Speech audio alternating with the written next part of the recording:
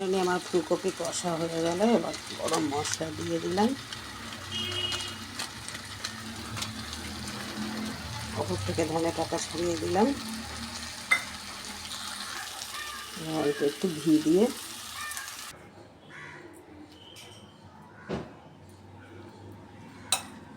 Finally আমার recipe কেমন লাগলো আপনারা কমেন্টে জানাবেন।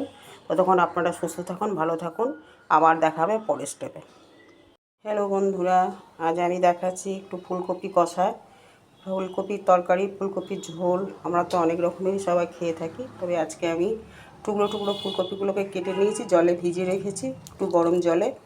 এবার এগুলোকে আমি একটু কষা করব। তার জন্য আমি নিয়ে নিয়েছি আদা গ্রেট করে, টমেটো কুচি, লঙ্কা গুঁড়ো, ধনে গুঁড়ো, জিরে গুঁড়ো, পেঁয়াজ গ্রেট করে নিয়েছি, রসুন আর একটু মটরশুঁটি।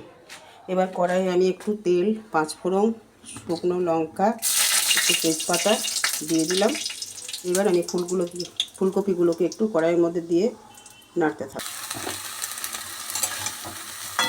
এবার একটা থালা ঢেকে দিয়ে কিছুক্ষণ আমি ফুলকপিগুলোকে একটু নরম হতে দেবো। পরের স্টেপে ফিরে আসি।